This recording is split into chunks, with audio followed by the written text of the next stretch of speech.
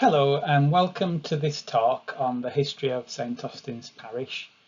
And this time, recognising that this year is the 80th anniversary of the end of the Second World War, we'll be focusing on the role that the parish had, and particularly parishioners within it, during the war years, both the First and Second World War. And we'll also start by going a little bit further back to the Crimean War.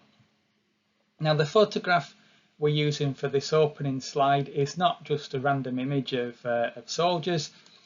Private Tommy Timon of St Austin's, former caretaker at St Austin's School and grandfather of Anne Blackburn and Agnes Holborn, who are still parishioners now.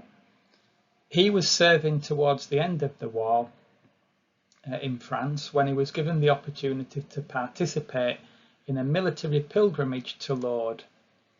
And this is the picture of his pilgrimage group taken in front of the Basilica of Our Lady of the Rosary in Lourdes.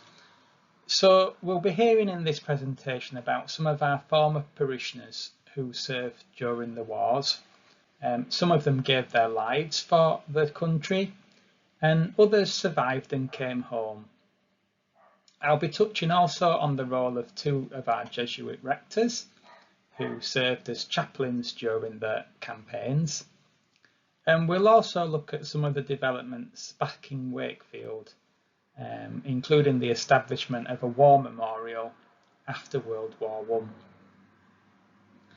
Now, to avoid disappointment, just to be clear that there won't be time in this short presentation to discuss every soldier in detail.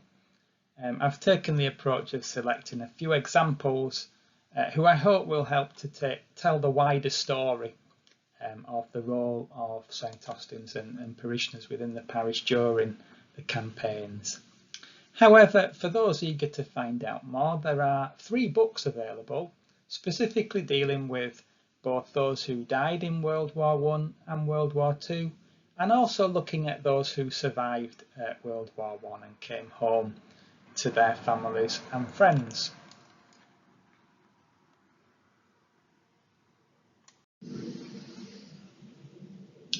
So let's start at the very beginning. Sister Maria tells us that's a very good place to start. Almost the beginning anyway. So you'll recall that St Austin's was opened in 1828. 2 years later, nearly exactly 2 years later, in 1830, we find an entry in the baptismal register. We're still on the first page of the baptismal register. Father John George Morris, the first parish priest, hasn't filled the first page yet, and it's entry number 24, which was made on the 16th of March 1830, and it records the baptism of Andrew Moynihan, son of Irish-born couple Malachi and Anne Moynihan. The family lived at Saw Yard in Wakefield, and this lane still exists for those who want to find it. It's a small snicket off the pedestrianised section of Westgate, which runs between Reflections Bar and Coral Bookmakers down to the back of the Riding Shopping Centre. The family later moved to Greater Manchester, where young Andrew signed up aged only 17 to serve in the 90th Regiment of Foot, also known as the Perthshire Volunteers. During the Crimean War, he distinguished himself during a daring raid on a Russian front during the siege of Sebastopol. He managed to kill 5 Russian soldiers and rescue a wounded comrade, taking a bayonet wound and being temporarily wounded himself. The action earned him the Crimean Medal, the Turkish Medal and a French War Medal, and 2 years later he was also among the first group of soldiers to be awarded the newly instituted Victoria Cross. After this distinguished action, it's sad to know that he died at his home while on service in Malta, aged only 36, after drinking unsterilised goat's milk. So Captain Moynihan was buried in Malta. You can still see his grave in one of the churches there. His wife Ellen brought the couple's 3 children back to England and they settled in Leeds, where their son Barclay, who's shown here, became a prominent surgeon at Leeds General Infirmary. He and his colleagues served abroad during the First World War and saved countless men with their surgical practices. Barclay was knighted in 1912 and later became a peer as first Baron Moynihan of Leeds in 1929. When he died in 1936, the family was offered the honour of a burial at Westminster Abbey, but they declined and Barclay was buried at Lawnswood Cemetery in Leeds. There's another link to the parish though, in that Andrew Moynihan's first cousin, 3 times removed, is Canon John Noonan, who was parish priest at St Austin's between 1998 and 2005.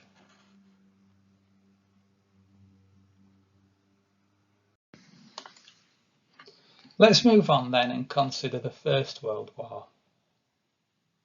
We need to recognise that many of the first men of St Austin's to serve were members of St Austin's Catholic Boys Brigade.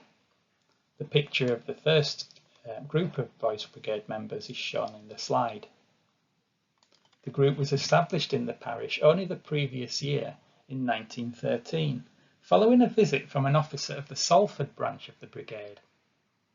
The rector of St Austin's at the time, Father O'Gorman, sponsored the purchase of all the instruments required to furnish the Boys Brigade band, and one of the drums has survived in the parish to this very day. The picture shown was taken at the formation of St Austin's branch in 1913, and so it can be safely assumed that many of the men and boys featured in it went on to serve in the war.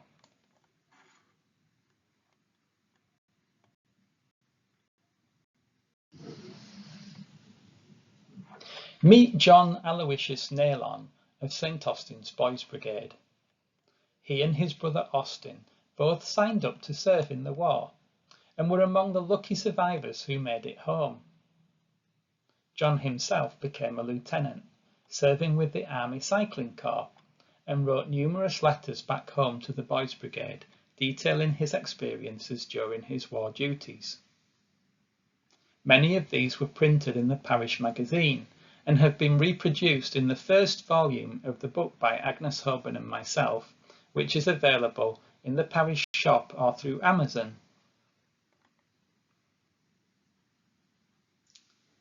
There are also letters from other serving soldiers which were published in the parish magazine and have been republished in the book.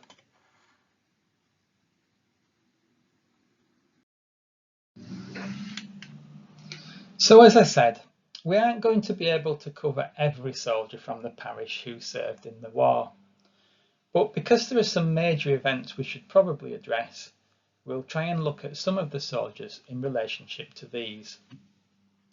One of these major events is the Battle of the Somme, which took place between the 1st of July and the 18th of November 1916. The battle later became remembered for illustrating the futility of trench warfare, with over 1 million soldiers killed for a relatively small advance into German territory.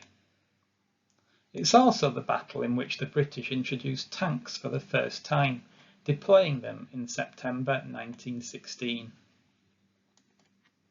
The British Army took 57,000 casualties on just the first day of the battle alone, the 1st of July, the largest loss in their military history in one day. 6 of these were St Austin's men.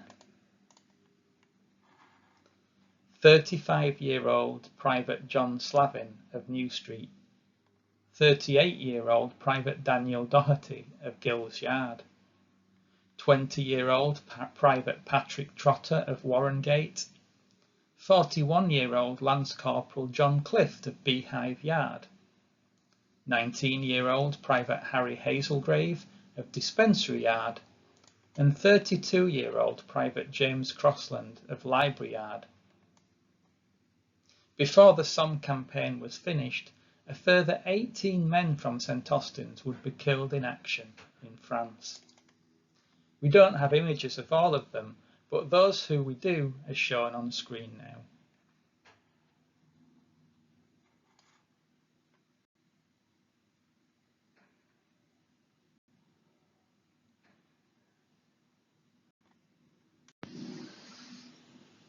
Men from the parish were also present at the Battle of Jutland, the largest naval battle of World War I, in May 1916.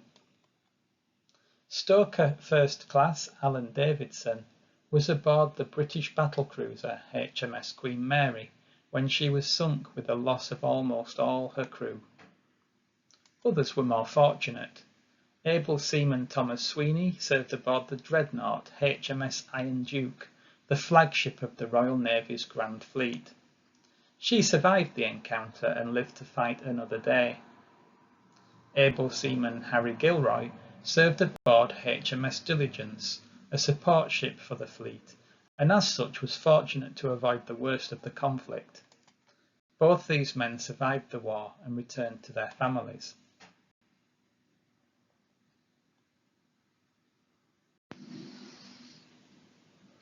Perhaps some of the saddest stories to me are those soldiers who died through accidents at home, having not even left the country. In this category we can place Gunner Paul Parkinson of the Royal Field Artillery, who died in May 1915. He was stationed at High Wycombe and riding at the side of an ammunition wagon being pulled by mules when they stampeded, and he was pulled under the carriage being crushed by the wagon. Private Martin Bagnall died in February 1916 after a riding accident at Fulford Barracks in York. His horse tripped while performing a low jump and turned somersault with Martin still riding. He was crushed underneath when the animal landed. Both men were buried at Wakefield Cemetery in Sugar Lane.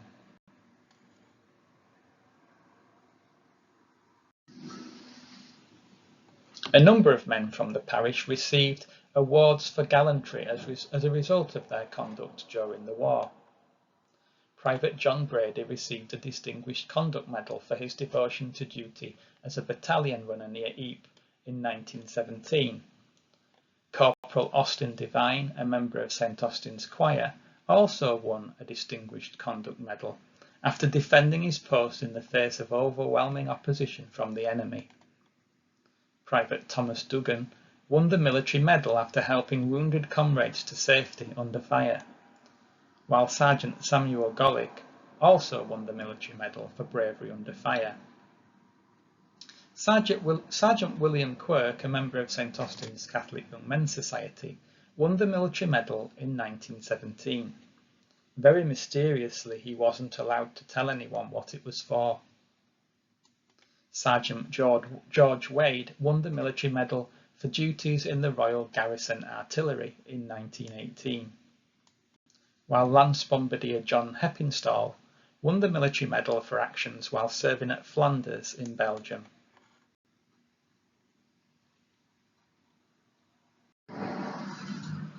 Back at home in Wakefield in 1914, Belgian refugees had come to Britain escaping the war at home. Many of them took the train from London to Wakefield and lived out the duration of the war in the city. Wakefield's residents welcomed them so warmly that the mayor had to warn the citizens not to treat the Belgians to too much free beer, for they were not used to drinking this at home and were becoming easily intoxicated in the pubs of the city.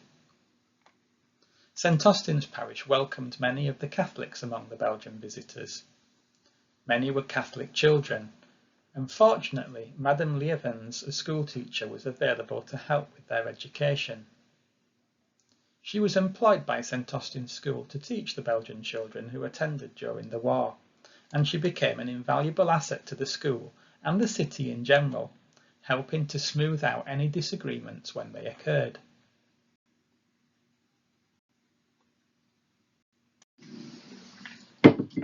St Austin's clergy also had an important role in relation to the Lofthouse internment camp. This was a converted amusement park which from 1914 was used to house up to 1,500 civilians from Germany, Austria and Turkey who had the misfortune to be present in Britain when war broke out. Among those rounded up was a German Jesuit priest, Father Joppen, who had been studying at Cambridge. He was one of the many Catholics among those interned. St Austin's rector, Father Charles Ruthven, negotiated with the camp commander to provide all the materials necessary for Mass to be celebrated in the camp. A few months later, when Father Jopham was released, it fell to the priests of St Austin's to travel the 3.5 miles every Sunday to celebrate Mass at Lofthouse. Luckily, one of the assistant priests, Father Apel, spoke German, and he took charge of the duties, first catering for the civilians and later for soldiers when the camp became a prisoner of war camp.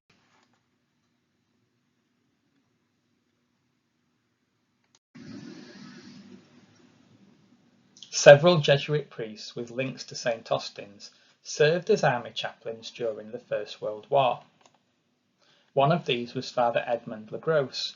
Born in Belgium in 1861, Father Legros was fluent in half a dozen languages and had been on missions to South Africa, British Honduras, and South America before settling in Britain. Father Legros had served as assistant priest at St Austin's in 1904, about 10 years before the war.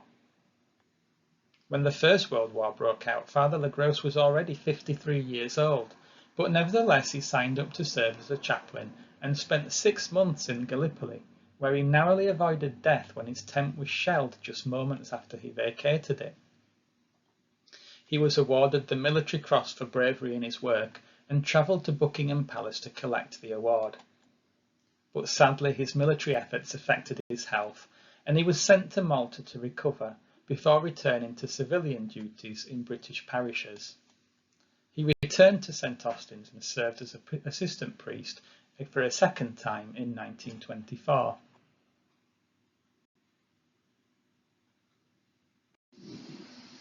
Father Henry Day was one of the best-known Jesuit chaplains of the First World War, signing up just days before the outbreak of hostilities. Father Day was well known at St Austin's as a travelling preacher, and he'd attended the parish on several occasions, having strong ties with the Catholic Young Men's Society. He wrote a letter back to his friends in Wakefield about his experiences, and this was published in the Parish magazine in 1915 and duplicated in the book we talked about earlier. During the war, he worked with soldiers in Egypt, Gallipoli, Macedonia and France, and despite the dangers he faced, he was only injured once, and this as a result of friendly fire just before the armistice. He later published a series of books about his wartime exploits, including Macedonian Memories and a cavalry chaplain. Father Day was later appointed parish priest to St Austin's, serving between 1922 and 1924. He arrived just in time to preach at the official opening of St Austin's War Memorial on Wentworth Terrace.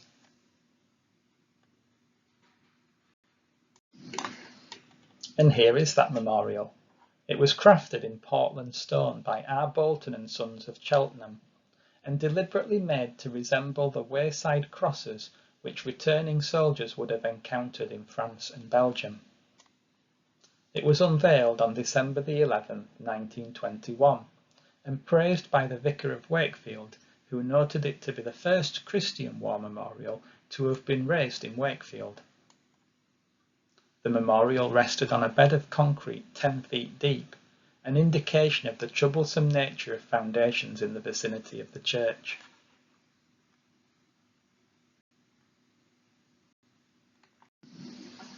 But the war memorial was to be in 2 parts, with the Calvary on Wentworth Terrace being just part 1. Part 2 would be more ambitious, and began in April 1922 when the Parish War Memorial Committee purchased land in Sandal for the building of a chapel of ease to cater for the growing Catholic population south of the River Calder.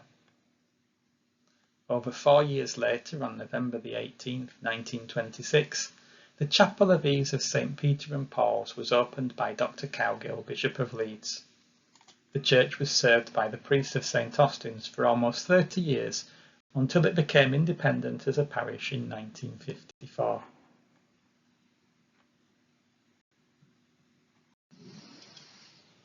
So let's move on now and think about World War II, and we'll start our account with the tales of 2 former parishioners whose priestly vocations were affected by the outbreak of the Second World War. The image shows the Cathedral of the Sacred Name of Jesus in Benghazi in Libya. In 1943, former St Austin's parishioner Father Alfred Bickerton was stationed here as Roman Catholic chaplain to the forces. The area had been liberated from Italian and German control by the British Army in late 1942, and Father Bickerton was now responsible for celebrating Mass every week for around 600 Catholic Allied soldiers and enemy civilians. Born in Wakefield in 1913, Alfred was the eldest of 8 children, and one of the first children to go through St Austin's school system and later be ordained. He celebrated his first Mass in the parish in 1938, but his ambition to undertake missionary work was thwarted by the outbreak of war, and he instead joined the military as a chaplain until the end of the war.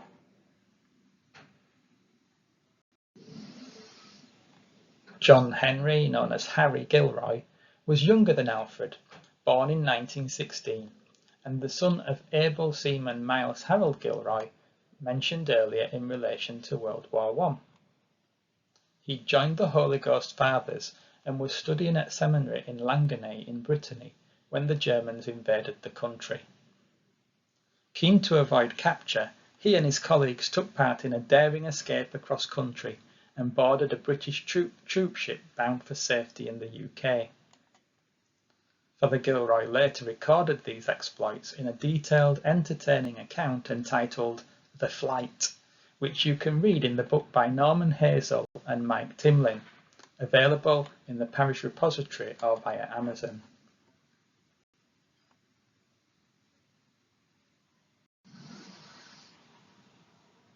When reading the account by Norman Hazel and Mike Timlin, I was struck by how many of the men featured in the book were killed not by direct enemy action, but rather by accidents at home in Britain or in British bases abroad.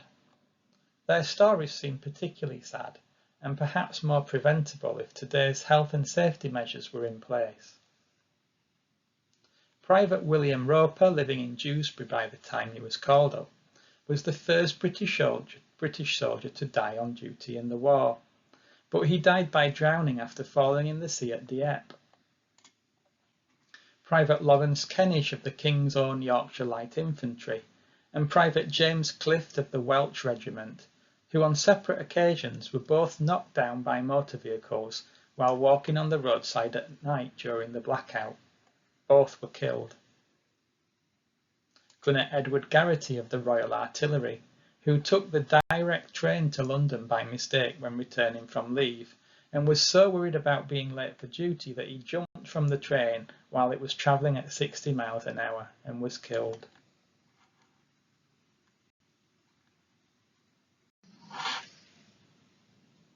Two of our parishioners died defending the retreat of the army towards Dunkirk in May 1940.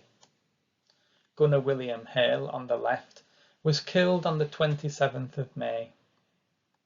He was part of the Royal Artillery, creating a defensive ring to delay the German advance on Dunkirk. Private Terence Cunningham of the Seaforth Highlanders, seen here on the right, was helping to guard the coastal town of Valery-en-Caux on the 4th of June. His regiment kept the German army busy and distracted them from nearby Dunkirk, but he and many of his fellow soldiers lost their lives before the regiment was eventually overwhelmed and had to surrender.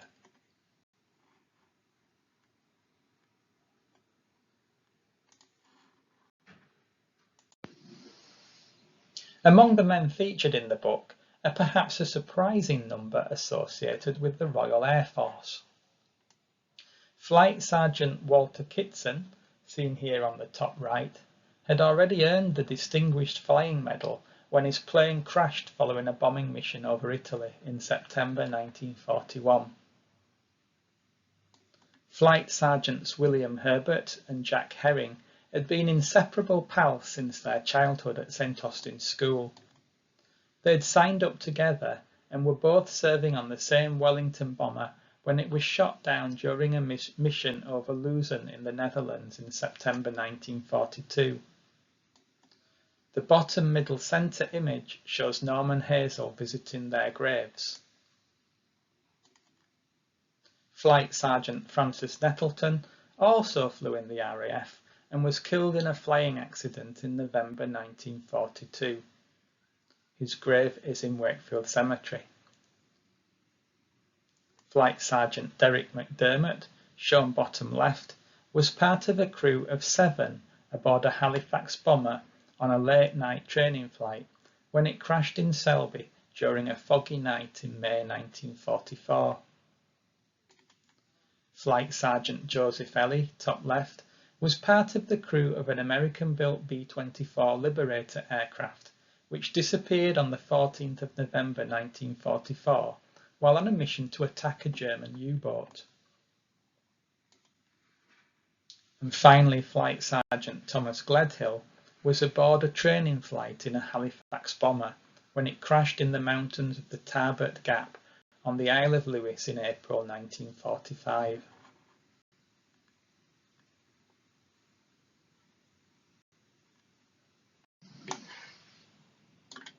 In addition to the Royal Air Force, 3 of our men served in the Royal Navy during the Second World War.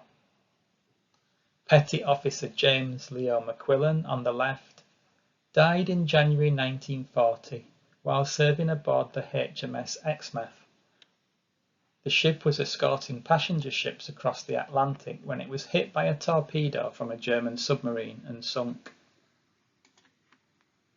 Engine Room Artificer Thomas Coles died in June 1940 aboard the HMS Glorious, sunk in the North Sea off the coast of Norway by the German Navy.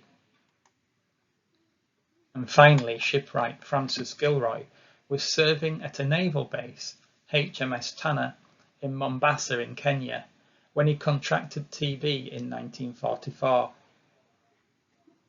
He was shipped back to the Royal Navy Hospital in Southport, where he survived until the end of the war, but died there later in July 1946.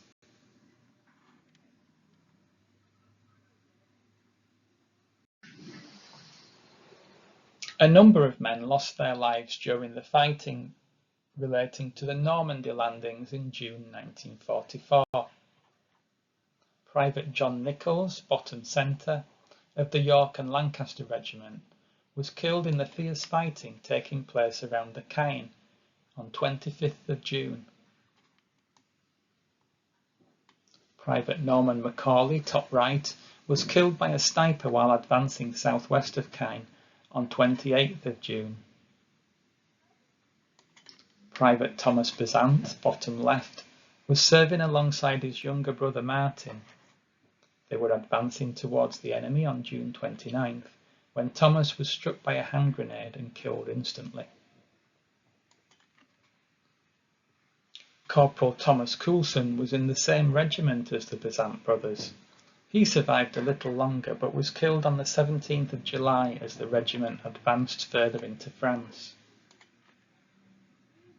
Trooper Austin Burke, on the top left, was part of a tank crew which somehow got separated from the rest of the patrol and was blown up by German ammunition.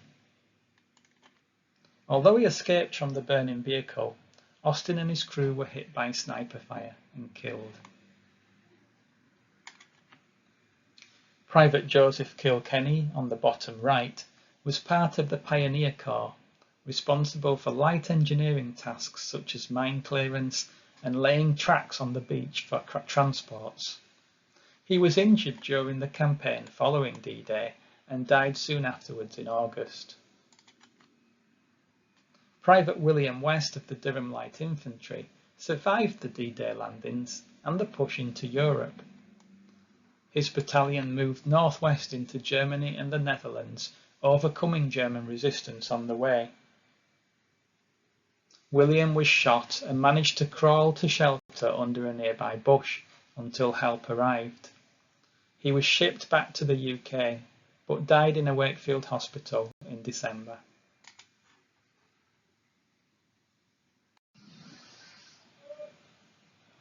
I'm aware that in a short talk such as this, I will not have been able to mention all the soldiers involved in the 2 world wars from the parish.